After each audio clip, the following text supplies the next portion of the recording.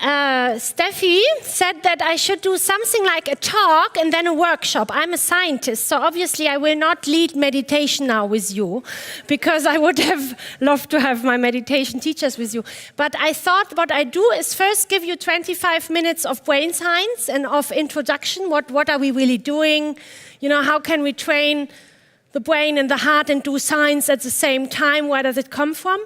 And then I want to introduce you in a multimedia, freely downloadable ebook, which is an art-science cooperation. Given that here everyone is kind of mixing up field, I thought, you know, it's a cooperation which happened with Olafur Eliasson and on a compassion training workshop in his atelier.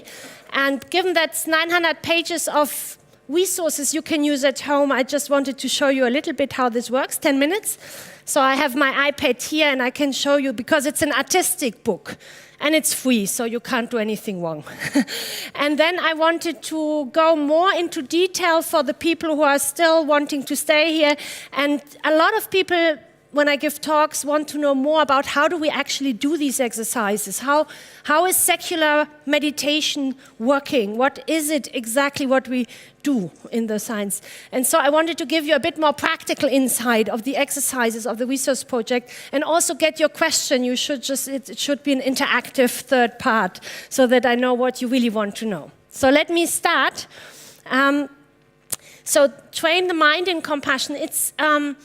It's from brain plasticity to caring society, I told you, because I want to make a little bit a bridge on how you actually can use the psychological and neuroscientific knowledge to work towards a more caring society. So I'm working with economists together on new models of economy. And so bear with me. I hope that at the end you will see how it bridges all together. So perhaps first you will ask, what am I working in? I'm working in a field which is called social neuroscience. It's very young, and it's answering questions like, you know, it's not wanting to understand a single brain in isolation and behavior, but it wants to ask, how do we actually know other people, what they feel, what they think? How can we communicate? How do we do that? It's actually a very difficult question in science to track. How do I know what you feel? I'm not you. Yeah? And so this is social neuroscience, and topics like empathy, compassion, and mindfulness have not been at all the focus of research in hardcore neuroscience. And in the last, since 2000, you see that peer-reviewed, you know, like serious scientific journal and peer-reviewed journal, on the topic of intervention like mindfulness, consciousness, empathy, and compassion has exponentially, you know, grown. So it's an explosion which the world sees. And you see, like, for example, the first empathy paper, which I did in London, was 2004. And after that, neuroscience started looking at these more kind of social phenomena. How do I share feelings with others? But it's a very new field. So we are really at the beginning of understanding that. It's not an old field. But you know, in Germany, the Spiegel, for example, picked up on it recently. There's a lot of interest. And I think it's to do with the shift in consciousness that people have realized these kind of egoistic, individualized, separated being mode is not working anymore. And so there is a huge interest, and there are a lot of books now coming out. Mathieu Ricard, I will talk about him because we scanned his brain a lot in a minute. And it's about, for example, the empathic brain. How does it work? Or Jeremy Rifkin's Empathic Civilization. Pathological altruism. There is more and more books coming out on this topic. So it's not something you have to hide yourself anymore. When I started working in this field, it wasn't considered like memory or a vision or so, was considered really like serious science, but these kind of funny social emotions, motivations was a bit, you know, but now we know we can measure it as much as the other things. So this book I will introduce, you know, later. This is this kind of compassion, it's 900 pages on how you actually can cultivate these qualities of the heart and the mind, and I will also talk about the workshop later. So, you know, and I have little flyers if you want to know the web page where to download this book. It's free. We all worked for free for that. It will pass around, so you will take it home. So perhaps you might ask now, how does neuroscientists can approach such question? How can we measure it? How do we do it? So social neuroscience has started with a very fundamental question, and is like, how do we actually understand the other? And which brain circuitry are existent in supporting our capacity to tune into others, understand their minds, but also what they feel. And they have identified, you could say, 2 different routes to the understanding of other people. That's schematically the red one is an affective, emotional, motivational route. And the green one, which is called theory of mind or cognitive perspective taking, is more a cold route, is like something which psychopaths have. Psychopaths are missing the empathic, emotional route of empathy and compassion, but they know exactly what the other needs. They know how to read the minds of others, but they can't feel for the other. They don't do that. They can do it, but they don't. So these routes are different, and I will now tell you how we measure all these different components. So we are beyond the time where empathy just means something about the other. But we know exactly about all these different phenomena and how they can interact. So the 2 routes, for example, these kind of more affective resonance, it's like being in an emotional resonance with someone else, is sharing the feeling of another, is relying on brain circuitry, the insula especially, which are developing very early and which are actually the seed of me knowing what I feel. We call it interoceptive cortex. And the cognitive perspective route, the cold route to understanding the other, is relying on a circuitry which is more parietal prefrontal, and also in evolution developed much later, and also in ontogeny, in children 3-4 years of age, whereas empathic resonance is there very early on birth. So they are different, not just conceptually, but also biologically. And then I brought you some movie to understand what emotion contagion is. So one which I particularly like, especially when it's late in the day, you had lots of talks, is laughing contagion. So these are quadruple twins.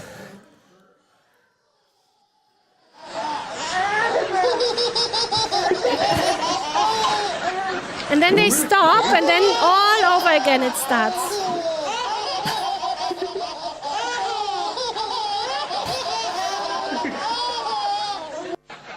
Daddy's gonna make you laugh now. Ready? Okay, I have to go here. So that's, in a way, a nice example because you get contagious into happiness. But we did also research which is very relevant to nowadays society, and that's called stress contagion. And what you can show is if you get stressed, you have a hormonal response of cortisol. Now, if we measure people who are in the presence of someone else being stressed, and they are not stressed to begin with, just passively watching.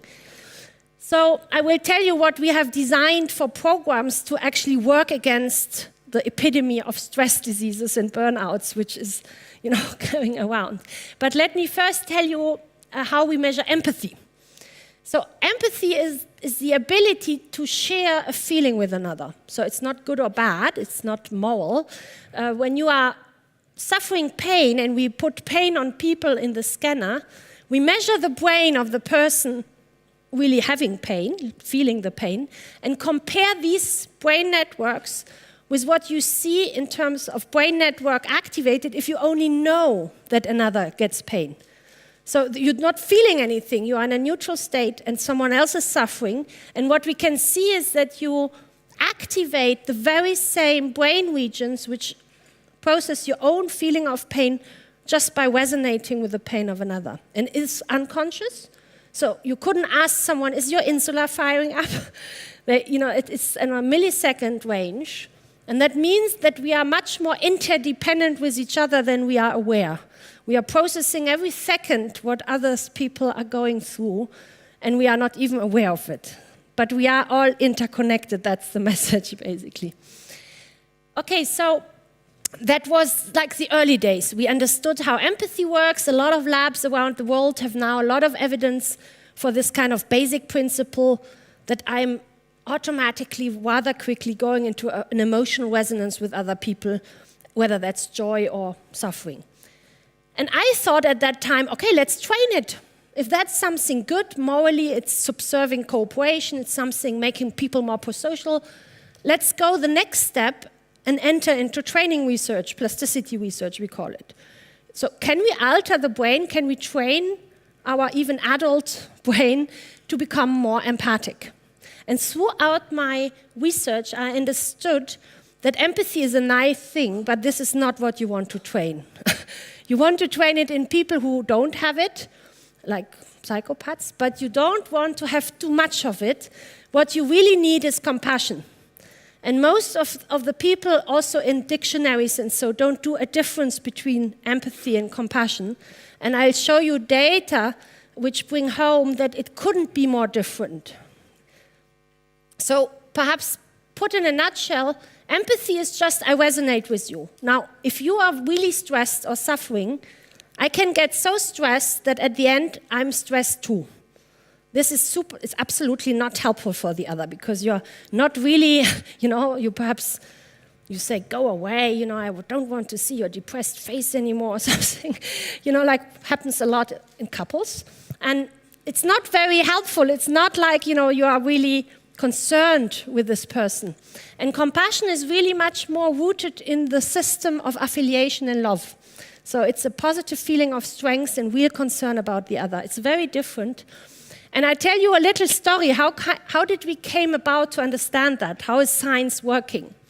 And this is where a new field comes in. It's contemplative science. It's the reunion of learning from Buddhist monks, from people who have thousands of hours of meditation training in compassion, and learning how do the signature of compassion looks like in these guys who are real expert, who have done that more than 30,000 hours in their life of practice, of generating compassion and fursorge. And so Mathieu Ricard, who is now really a friend, he has written a lot of best-selling books. I am sure some of you might know him. And he was a molecular biologist before he became a monk, a Buddhist monk. So he knows science and he knows the contemplative tradition of the East. So he is a wonderful person. And this is Mingyur Rinpoche in the lab. We call him the Mozart of meditation because he can produce states of consciousness, which for us is like, it's like seeing a rocket going on the moon for scientists. It's really like such a well-trained brain that you can really understand something. And I get my guinea pigs through an association through the Mind and Life Institute, which was funded by Francisco Varela 20 years ago. And the Dalai Lama is very active in that. And it brings together people from Eastern tradition with Western scientists. Quantum physicist Zeilinger, who spoke yesterday, were there. People who work on psychology. And that was a conference we organized in Zurich on compassion in economic system. And that was just after the banking crisis. So at that time, people were like, what? Compassion and economy? I mean, are you kidding? But that was actually a really good conference and the start for a lot of more research into combining these kind of pro-social concepts with economic models. This is a funny, I don't know, it's like a spotting. Where is Tania? So in terms of gender question, these are 10,000 monks. And in January, we went there with some Western scientists and most of the big monastic and philosophical schools to introduce, for the first time since 600 years, Western science teaching into these schools. So it was a bit like if in America, Obama would put together all the Ivy League college and decide about introducing mental training into university. This is a pendant, but in the other way. But we are not there yet, So what we learned from Mathieu was that whenever he went into this compassionate state and we saw the brain signature, it was not looking like empathy at all. He didn't suffer. He was not activating this kind of pain network or alarm system, but he was activating this network which you can see in love and reward and positive feeling, opiate system. So I asked him when he came out, what are you doing? Are you indifferent to the suffering of this? We showed videos. And he was like, no, but compassion is not empathy. It's not suffering with someone. It's a real concern about the other, and a real strength and warm feeling, a bit like a mother would care about a crying child. If a child cries, the mother cries, the child will cry even more. So this caring affiliative system, what it does naturally is soothing the child, getting calm, and pouring out this concern and love. That's basically what he's activating. And so we started, that's just one brain and perhaps a bit special. He's not the random, And so we did a lot of studies with people like you and me. Never meditated, absolutely no idea about all that.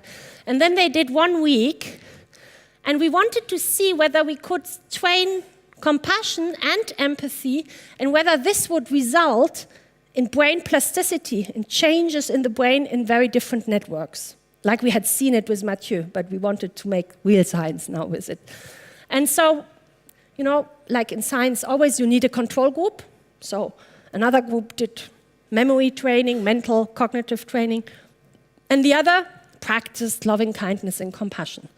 And then they were exposed to BBC news videos, the suffering of the world, which we are exposed every day when we watch TV.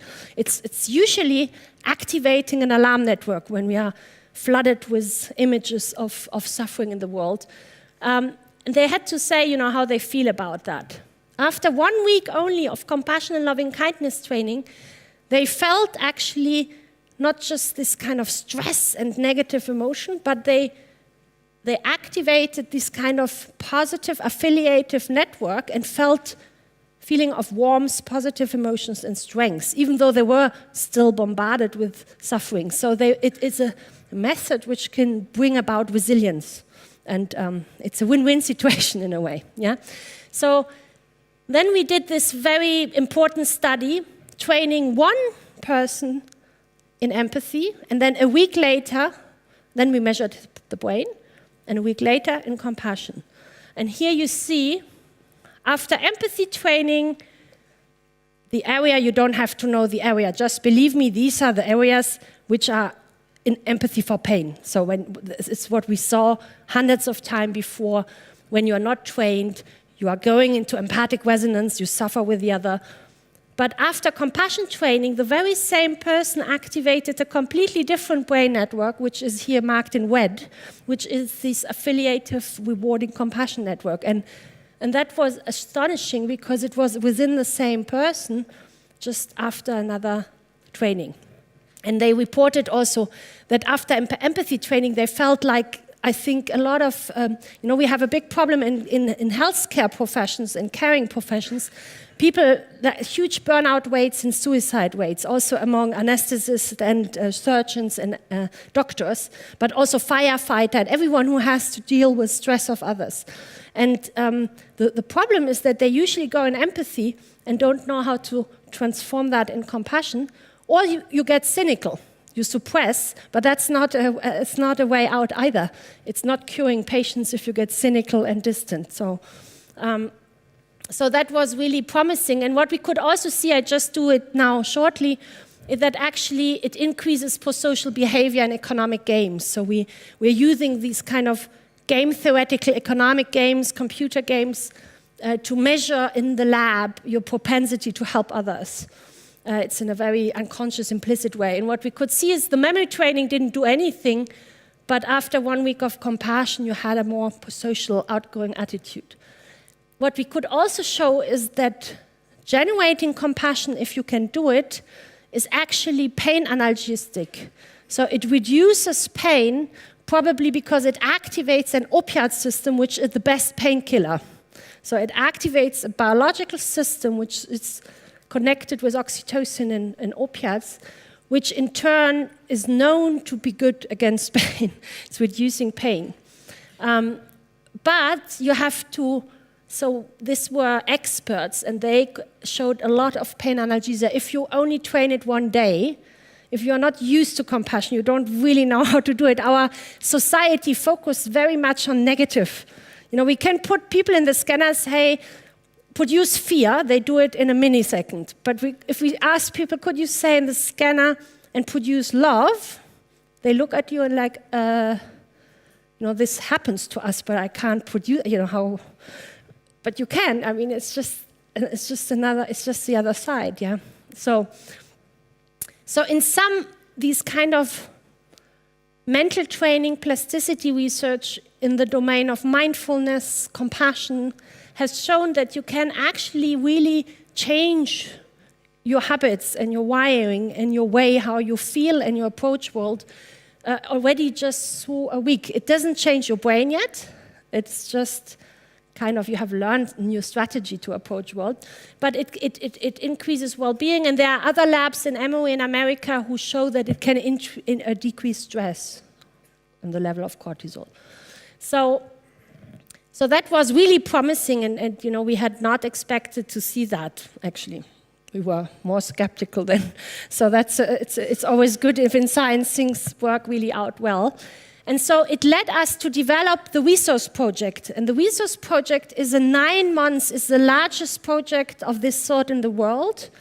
And instead of just having a week or 8 weeks, like mindfulness-based stress reduction programs, there are 8 weeks, this is 9 months. And this goes far beyond just, these little exercises of either loving kindness or mindfulness, but also, you could say, have elements in it which train wisdom and a perspective of life which helps you understand other people better and yourself, like aspects of yourself. And if people want to stay, I can tell about the exercises we have developed in the workshop later, so that because it's, you need to go into the concrete details of the exercise to understand what you do. But so this is this kind of 1 year, and this is 100 of our participants sitting in a retreat with us at the beginning of a module, and we started in April last year, and people told me this study is crazy. I mean, after 4 weeks, you will have nobody of the 200 people because they have to do half an hour mental training every day, once a week, 2 hours with the teachers, and every 3 months before a module start, they have to go in retreats. And after 9 months, we have less than 6% dropout.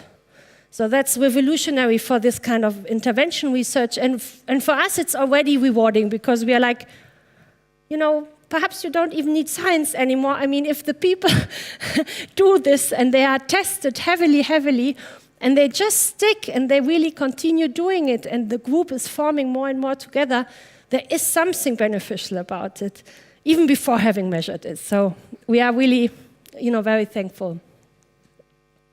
So that is what I will explain a bit later.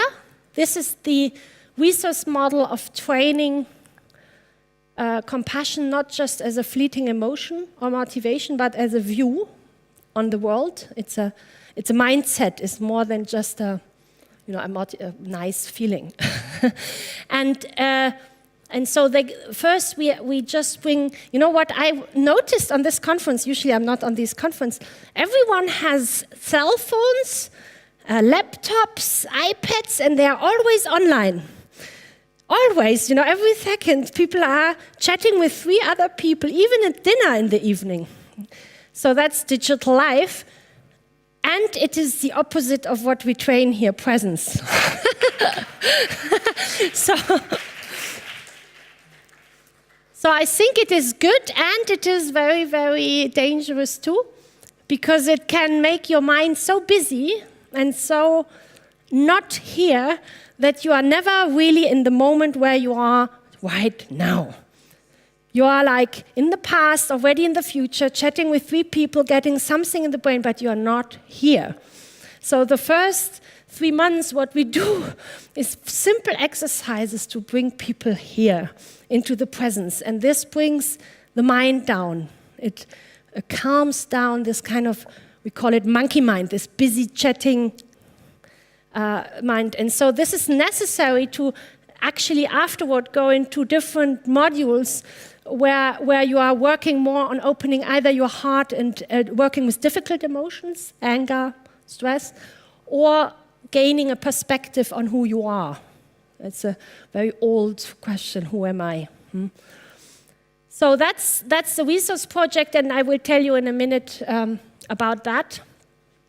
These are the exercises they do every day. So we don't only do meditation alone, but we have developed what we call contemplative diet.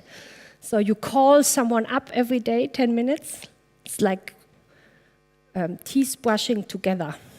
It's not long, but it has a big effect. But before I go into the more practical and question part of this, I just want to show you how we try to bridge the gap between this microcosmos of psychology and brain science, which is, at the end, a person, and economy. So we have a cooperation going on with macroeconomists and the Institute for New Economic Thinking, which is an institute which tries to work out new models for economy. It's just gathering new ideas for how economy could work different than what we do now. And Dennis Noor is my macroeconomist. He's a mathematician and the president of the Institute for World Economy. And we came together and thought, we have both the same goal. We both want to work towards solving something like problems like that, global problems. It's like on the more macroeconomics, there's pollution, financial crisis, resource depletion. On the more psychological level is increasing stress, burnout, and an increased perception of loneliness of people. We are more connected than ever, and people feel lonely. And subjectively felt loneliness is the best predictor for mortality. So it's not just a wishy-washy subjective thing which we measure, it's a real good health indicator. And so it matters that people start again getting out of their me, ego bubble, and we experience a feeling of interconnectedness with each other, but perhaps the real interconnectedness, not, if I have 2,000 friends on Facebook, is not opening my heart. It's a number on my left side of my, it's not really interconnecting with people. So we're asking, how can we get there, and how can psychology and neuroscience actually help inform new models? We need new models of, Homo economicus, that's a simplistic sketch, but the funny thing is you find this, exactly this, in every textbook, which graduate students from micro and macroeconomics have to learn in the whole world. So it's not a comic, it's not a persiflage. And so, the idea here is if we cooperate, we do financial choices, I have beliefs about the other, but the belief can only be updated when I see the revealed behavior of someone, having done an interaction. That's the only way I can know about you. And I have these preferences, whatever that is, but they are very important for all the models. And the preferences are context independent, they are fixed, they stay here, they come from somewhere, and they can certainly not change. They are context independent, endogenously given. This is standard textbook economy, and it is important because macroeconomists have difficulties modeling more complex interaction. But this couldn't be more far from what is reality. So, I showed you we have emotion contagion. I showed you we have empathy. I showed you this is all biological existence. This is not just, it's valid data. Okay, so that means we don't have to go through choices to know about other people's preferences. We know, so the state of the other every millisecond in a negotiation is influencing my own states and will change my behavior, whether I want it or not. So we, in psychology, don't call it preferences, we call it motives, motivational system. No behavior without motivation. There is not a single textbook in economy where the word motivation is discussed. Motivation is not existing, but motivation is everything. So in psychology, we know that, for example, you can be motivated by power and status. This will give a very different behavior than if you have another motivational system active, which is achievement. And again, this is very different than if you are in the alarm system, threat. Yeah? Threat can either lead to anger or fear, but they both come from alarm system. And if this biological alarm system is very strongly activated, you will also have the HPH axis activated, which is leading to stress and chronic stress to illness. So there is another system which is as old as human being could be, and every rat has it. Because sometimes I think the male under the audience, they think, oh, this compassion thing is something for women, and it's for mothers who care about their children, but it doesn't have anything to do with economy and serious stuff. But actually, every man and every animal and rat has a caring affiliative system that's as old as the threat system and necessary for surviving, because you wouldn't have any bonding and any relationships to others, and trust is coming from that.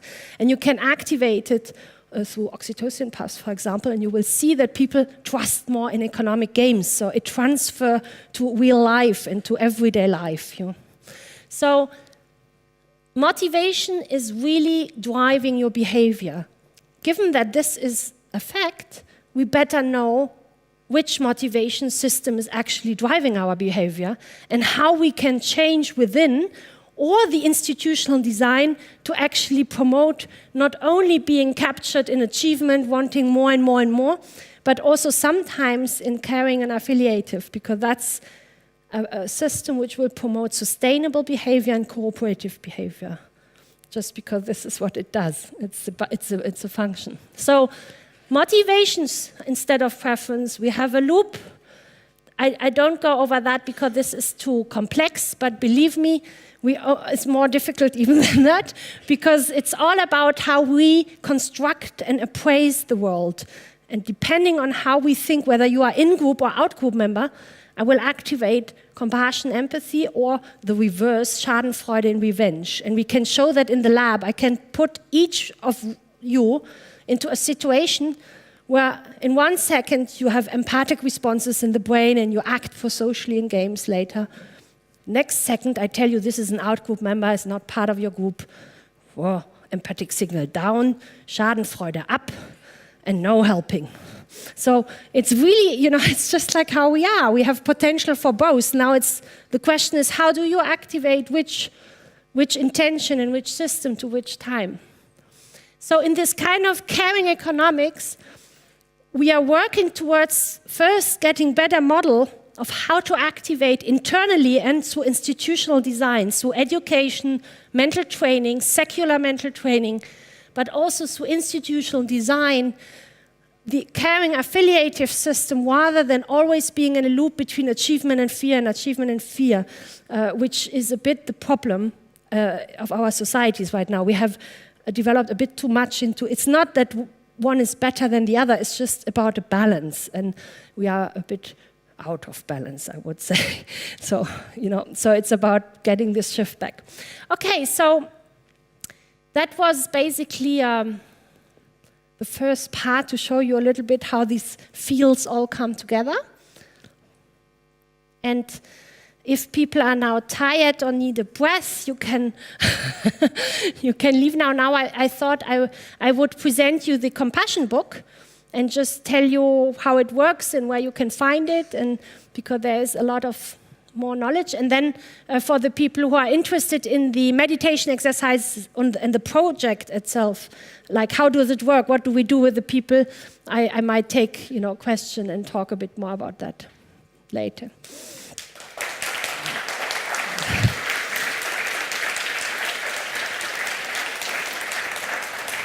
Thank you. Okay, so this is the book. I think you have the web page, the web link on these flyers, which are perhaps somewhere, I hope.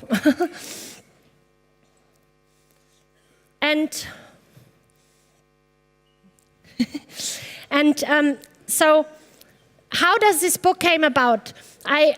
Before we started developing this 1-year training program, mental training program, we were gathering all the people in the world which had actually either trained compassion throughout their life as coaches or monks or meditation scholars or whatever. And I met the artist Olafur Eliasson. And he was about to work on a project for the Olympic Games in London and was really interested in felt feeling, empathy. How can we share feelings with a big community? And so I told him, listen, there are all these compassion experts and scientists and practitioners coming together anyway because I bring them together. So why not doing a science art evening? And he said, why a science art evening? You can do the whole thing in my atelier. He has a beautiful space in Berlin. And so we ended up, all these funny mix of people in an art atelier with all this beautiful three-dimensional, like spheres, which Olafur is building, and light sculptures. And after these 4 magic days, we were all saying we need to share that somehow with society. We can't just do it for us. It was so magic and so good. So we all started to say, what could we do? We don't have an editor in the background. We don't want to do the classical one-man show book. We present the heterogeneity of voices and people present, the artistic part of this workshop. And we want to give the secular training program on compassion to the world. We want to share it. We don't want to have it only in our labs. And so we ended up to have this book, which is 2 years later. Everyone worked for free, so it's a rather compassionate gift to people. So you can download it or just web stream it or PDF it. And if you don't like it, you have not spent a penny, so it doesn't matter. And there are 4 columns. One is experience with training compassion. It's this kind of yellow column. And it's more like, teachers explaining how do we apply these secular compassion training programs in schools. Or how do we help teachers to overcome stress with teaching them these methods. Or how can we work in clinics with, clinician stuff with that? Or businesses. And then there is a bit more definitional part. And then there is, for example, a science part. And what I can show you just how it looks. The book is really nice because you see these pictures here. Is all pictures from Olafur Eliasson, and he included them into the book. And what you also see, there are like these kind of sound collages interspersed in the middle, like here. What is compassion? So this is okay, Olafur, so let's just remind ourselves, why do we... Anyway, so you can click and you get a feeling of how this workshop was, what were the questions, how do the people talk. So you're a bit like back into the room. Then we have all these art pieces of Olafur. And then what you also have is like, for example, if you go here, because I showed you Mathieu, I go to this one. The 3rd column is about the science of compassion. And so here, for example, you can click on Mathieu, and he will speak from the workshop about the concept. Empathy concern for a need of someone. Oh. A need of someone who is in need and who you see that need, and then therefore you feel that you want to. Okay, so you get the idea. You have like these kind of multimedia element and artistic elements throughout the whole book. And at the very end, I don't know who of you is like, working on education or other things. You have all the secular training program, 8-week programs, and also the resource protocol in the back, in this green section. And there are, for example, sometimes meditation. So, for example, if you're interested, how does this kind of heart meditation works? I would like to hear it once. You can just click on this sound file, and then you will have, a short version of it. This is not replacing any program and not replacing teachers, but it gives you a hint. You can start explore this world around this topic. Yeah, and what we also did is to shoot some. We were an artist atelier with all these video people, and so we shoot conversation, and on the webpage there is a 40-minute documentary which is called Raising Compassion, or Conversation Around Compassion. And you see some of the workshop experts discoursing and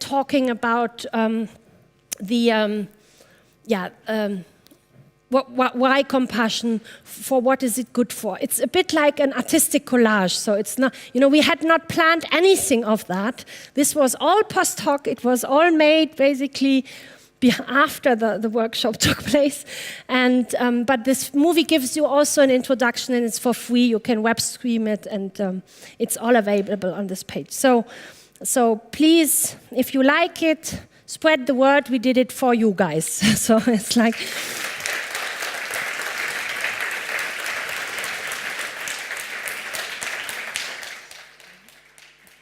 And so now I would perhaps, before I go into, das ist jetzt wieder hier. Also hier? Yeah. So before I go into perhaps, this kind of resource project, what are the exercises, what are we doing, what are the modules, I would love to hear a little bit from you the question you have, so that I can, because we have 20 minutes left.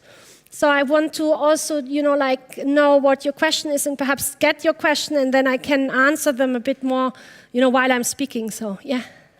Do we have a... My question is, where does it lead us to? The research project is one of those with Kiel, which you mentioned, and by INET. I'm very proud to be a governing board member of INET, and that we decided for the project and to fund it. Yeah. And it started actually off with the neoclassics and the fault ideas of the rational expectation hypothesis and the market equilibrium hypothesis and all this.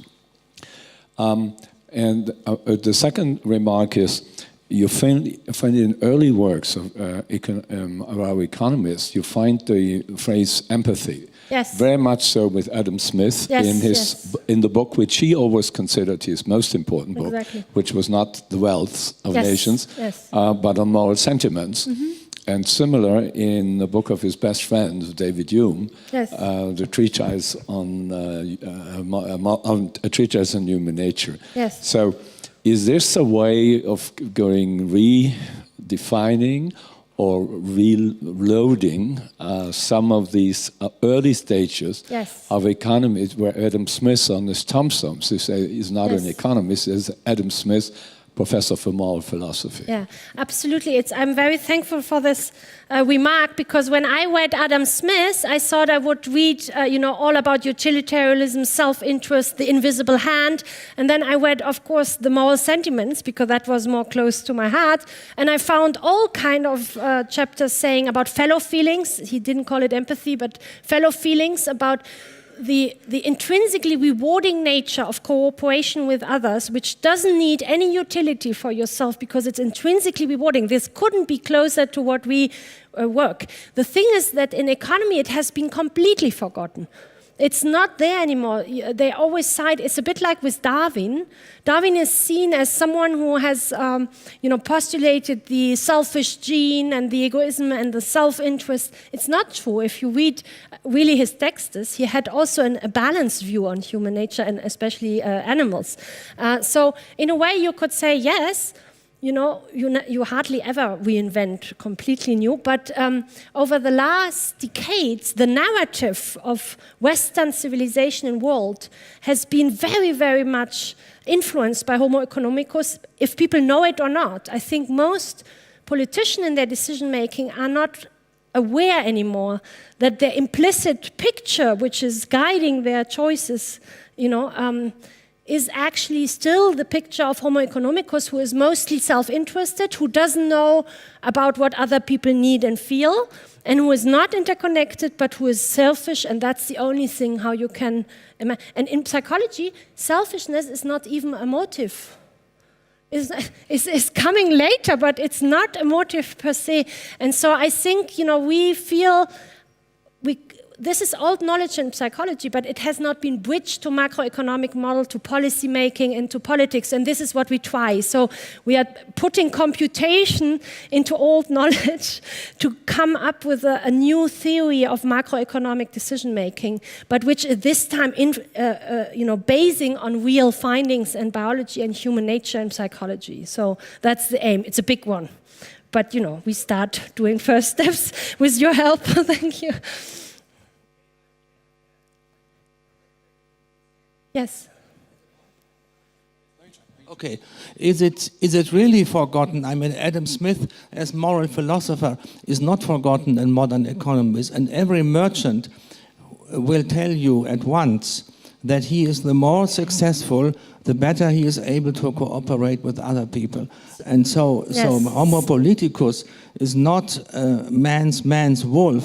Homo politicus and successful in business means to be compassionate and means to tend to others and help others being successful. But you don't have models. We have made a big theoretical reviews, and there are what you call social preference model on fairness. They're existing, and they come from microeconomics. If you go on economic, research, normal academic meeting from American, Economic Association, you find it's 0.1% is experimental microeconomics, and 0.001% of them are postulating fairness preferences, something like warm glow and things like that. There is not a single model yet having in their equation compassion-based caring motivation, not a single one. Fairness is very different, is more close to justice and inequity aversion, and is not compassion. They are two very distinct things. Both promote cooperation, they are very different motives. And so I think there is a lot of work to do. Even though, of course, from our gut feeling, we know that it works. But we need to show it, in terms of a model, yeah. Presentation and fantastic research. I honestly think this should be taught at business schools, and it should be part of economics classes. And what are your plans on sort of commercializing the knowledge that comes out of this research project?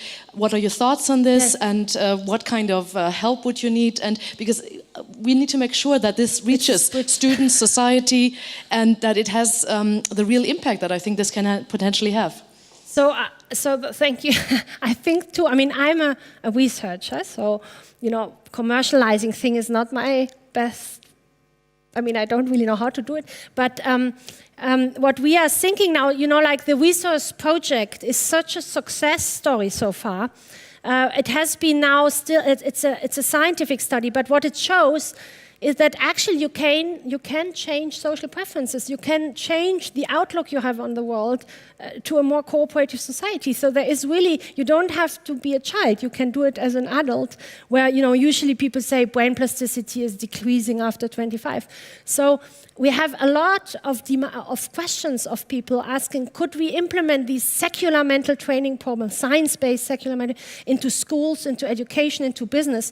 At the moment, I'm a Max Planck Director Research Institution, but we are thinking of creating an institute where the secular ethic program, and I know in America similar endeavors have been started, can be actually implemented in schools, because, if there's some people, I don't know. I don't think we need a lot, because we have the program, we have the teacher, we have the science, we have everything, but I think we need something where it seed. This is how it's called, seed money.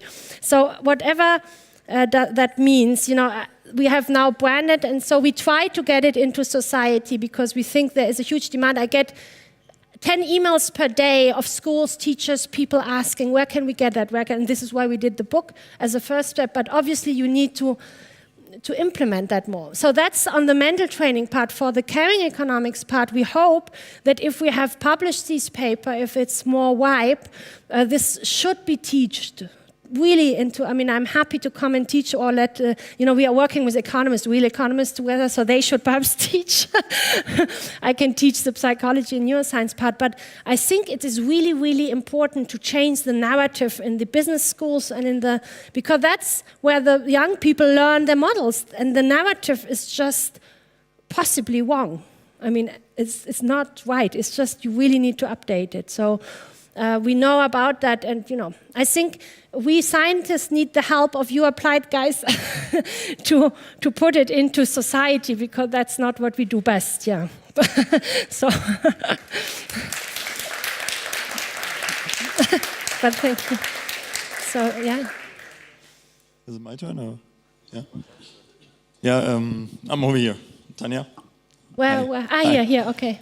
Yeah, just wanted to touch on that, being part of a generation. I'm an economist myself, and I can only confirm that it's not the matter that the knowledge of what Adam Smith was saying, or also others, is not present. It's just not being taught anymore at university. Active, yeah. And I think in the last years, even now in Germany, there is a debate of, why do we have these kind of crises that we're experiencing? Because you have our generation that has been brought up in make believe that that's the right paradigm, to be homo economicus.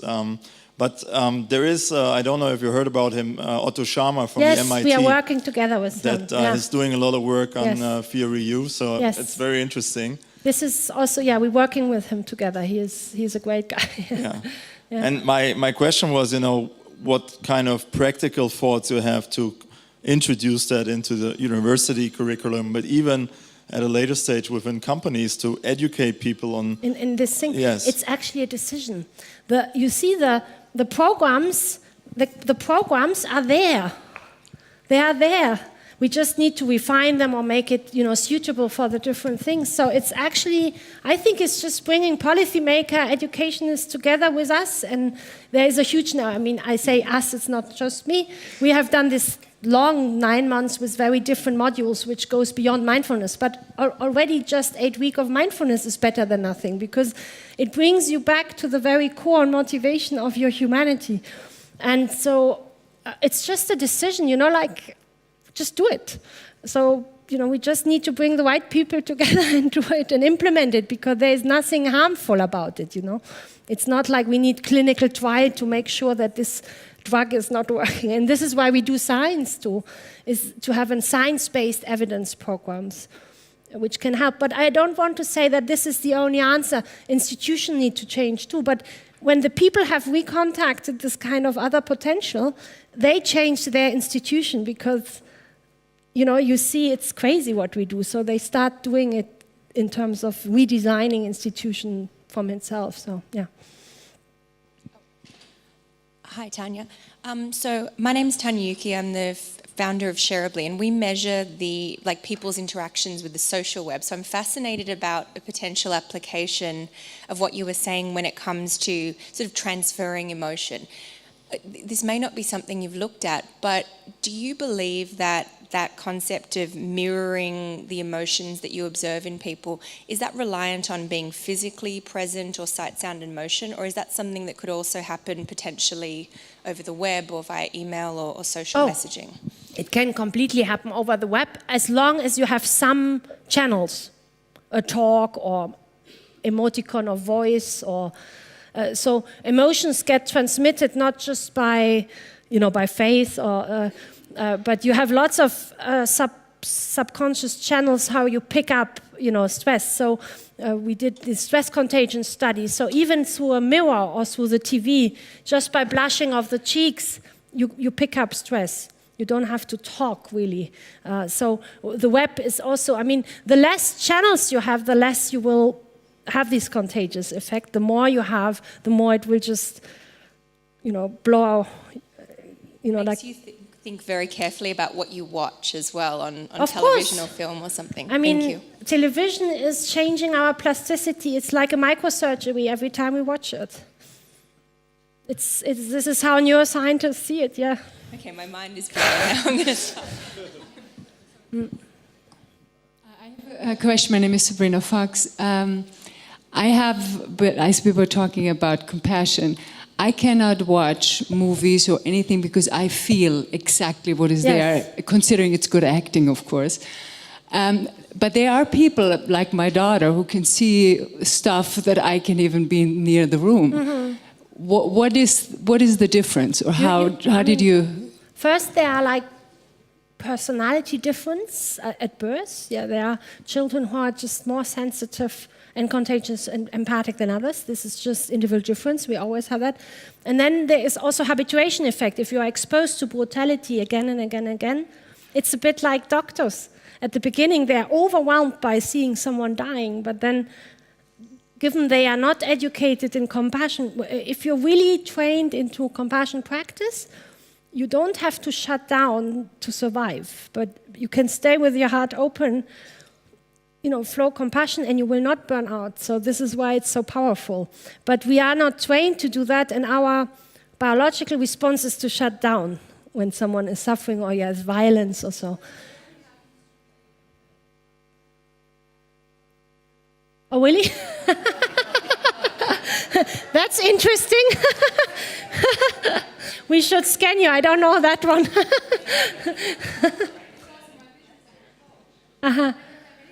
Okay. Yeah, so perhaps you have a professionalized way of coping with empathy in your profession where you don't use this, when you're, but that's a specific thing, yeah. Are there some, here and then behind us. Hi, so Eric Hall from the Association of Neuroaesthetics. I just have a question, because we did a nice symposia on the work of Tina Segal in the Venice Biennale. And so the work, I don't know if you're familiar with Tina Segal, but it's all about empathy.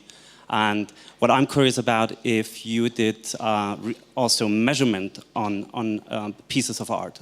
So when you work together with Olafur Eliasson, if you measured what happened in the brain, or what would be, of course, wonderful, as you explained earlier, if you have a long-term measurement over the months or by continuously watching a piece of art. So just the question about measurement. There is a research field, we don't do neuroaesthetics, but there is a research field called neuroaesthetics, and they look at these things like, aesthetic appreciation, how does the brain, process aesthetics, all this, this kind of feeling, that's beautiful or that's ugly. But you see, I think most of the people who hear brain, they think you can just go in a scanner, be scanned, and then we have a signature. That's not true. It's not so easy. It's quite a difficult field to work with. You need to find the right task and the right question which makes sense. And so before we scan people, we really want to know that it's worthwhile. And neuroaesthetics very early, so there is also a lot of, so it's with Olafur, the interest is more to bridge the gap where we can really foster each other and inspire each other. And that was, through, the different approaches which artists have and scientists, but wanting to answer the same question. How do we get people more cooperative? How do we work towards a global society? How can we overcome discrimination between in-group, out-group? And he works with his art piece on that same question, and we work with this kind of work, so. And it's also hard to do that in an art space, right? So, and it's a question of the money as well. And what you really ask, the question you ask, yeah. So I think here there were lots of... Tania, back here. In the very back on the right, or on your left. Back here. Here, sorry. So I come from Silicon Valley. And, there's a number of us young entrepreneurs between the ages of 20 and 30. And when we're first starting out, the one thing I hear consistently is what an emotional roller coaster it is. How high the highs are and how low the lows are. Yeah. And as these entrepreneurs become more and more seasoned, the consistent trend seems to be that the word that describes them is unflappable, right? They're like a very calm lake. And I'm wondering if this... Are they happy?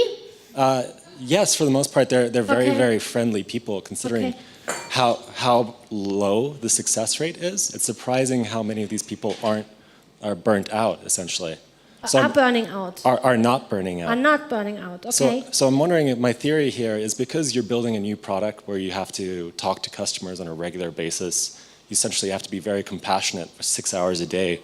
If us programmers are in our garages are doing a very crude form of what these monks in the mountains are doing, by making ourselves more compassionate and in turn becoming a little bit more emotionally stable and being a more collaborative society out there. I would have to investigate them, to know whether they really grow more compassionate or not. I don't know. I'm happy to hear that they're not burning out, because that's, in this high stress profession, it's getting a real problem. And, I wouldn't be so sure. A lot of people are not telling you. But we psychologists have them in our clinics, so it's still something, which people don't like to talk about because it's a sign of weakness or something doing wrong. So, the hidden numbers are quite big. So I'm not sure, whether perhaps there are some also having, troubles with, but it might be that through their profession they learn it and become, this kind of Buddha nature where things just flow through. Would be great. Should visit you in Silicon Valley. I can just tell you in science it's not like this. It's a very competitive, high-stress environment. Yeah. Tania, hi, my name is Johannes Fricke-Waldhausen from DLD Arts. I have 2 questions regarding, I understand there's not so much time left now, and please answer which one is more relevant to you at the moment. One is regarding the content of the research project, the methodology, whether you could say something to that, the more practical implication when you do it, applied. And the other one is how do you bring this more to society, or is there more an institutionalized way where people could learn on the practice of research project, and what would you need for that? I guess it has to do with finances too. Okay, so the second part is a bit like the question I answered like Eric, before. yeah. Picking up from what you said. I'm apologizing. I had a whole workshop prepared, but somehow the time flew so quickly. And in this workshop, I actually wanted to show you which exercises we do. Yeah, the content. And but now, I think the time it's running out. So if I would go into that, it would probably take me a while. But perhaps I can just hint at that. So each person is first going through a period of stabilization of the mind. So if you have never trained your mind and you are unfamiliar, you first have to sit, and this is, people know it under the keyword of mindfulness or Achtsamkeit, so you just learn to sit and to familiarize you with what is going on inside. And so the breathing, and then you also need to stabilize your attention. We have all a kind of attention deficit disorder here because people are just too busy. So, even if it's not diagnosed, we all have a bit of the same problem. And so when you sit first, you think you get crazy because you hear now your mind talking because you get conscious about it. And so you are like, okay, first you need to learn how to just come back to your breathing and just stabilize your mind and get body awareness. What do I feel? What is going on in my body? So this is 3 months. It's the basis. It's like without that, you can't really work. And then there come another module which is called affective. And that's to do with opening your heart and developing loving kindness and this kind of self-compassion. So what you do here is to activate actually the system I showed you before, which is this kind of affiliative caring system. And for example, mothers usually they use the picture, the inner picture of their child to activate the system when they are beginners. Because, when you think about your child, like opening the arms and laughing, this is this moment where you're like, oh, like it just goes up. But other people have, their grandma or the mothers. In the West, mothers are a bit different. In the old tradition, you have to imagine your mother as being the symbol of caring and, But in the Western world, this doesn't work so much. This freaks out half of the people. So they usually take other images where it's easy to feel this kind of benevolent. And then you slowly enlarge this kind of loving kindness, this kind of benevolence to people you don't know, the baker, the postman, and then you enlarge it to in-group, then to out-group, to people you find difficult. Then there is all kind of work in the week 7 about forgiveness, because a lot of people have crunches with their families or really important person, and as long as you don't do forgiveness work, there is a block about compassion. And another element, and we train that in what we call contemplative diets. We have designed a web platform where all the participants can, like in Facebook, connect on the web. And so you get one partner every week with whom you do these contemplative diets. So it's only 10 minutes. One is listening and is empathically, so it's not talking, it's not nodding, or, like what we usually do when we talk is chit-chatting is, oh, I know that, I had the same thing, and poof, you are not with the other anymore. It's about you. And then the other is interrupting you again and saying, me, and this is how we dialogue, And so the contemplative dialogue is trying to actually really be present, hold the space, listen 5 minutes without any comment. It's really being there for the other. So that's a super exercise for us. It sounds silly, but it's difficult. You know, and if you manage to do it, it's so relaxing. Because it's the first time you really listen. And then the other, he is talking about what was difficult and about gratitude and thankfulness. And you do that every day, 10 minutes. At the beginning, people tell us, I can't, you know, I don't even know this person. I mean, they are in my group, but, you know, I will not tell him so much private stuff. And you know, to make rendezvous every week, every day with someone, you know, this is crazy. After 1 week, they addicted. It's like really, you know, like it's like you want to do your diet. Because it gives you the space in the day where you get conscious about what's actually happening with you, and you're practicing also gratitude, which is it's the seed of compassion too, gratitude. So that's the affective part, and what you also learn is how to deal with difficult emotions, stress, anger, jealousy, and so on. So usually what we do is either we suppress it, no, I don't have it, I don't feel it. On the long run, it makes you ill, or we dump it. The other is stupid, it's his fault, her fault, so that's the way we usually act out on difficult emotions. And so we are training or like getting conscious. It's like, oh, I'm feeling anger, not doing anything with it, not suppressing, not dumping, just being with it. And it disappears. But it's not easy. It sounds super easy, you know, but it's not, but we train that every day. And then there is a third module, it's called perspective. And this is more like this kind of cognitive route.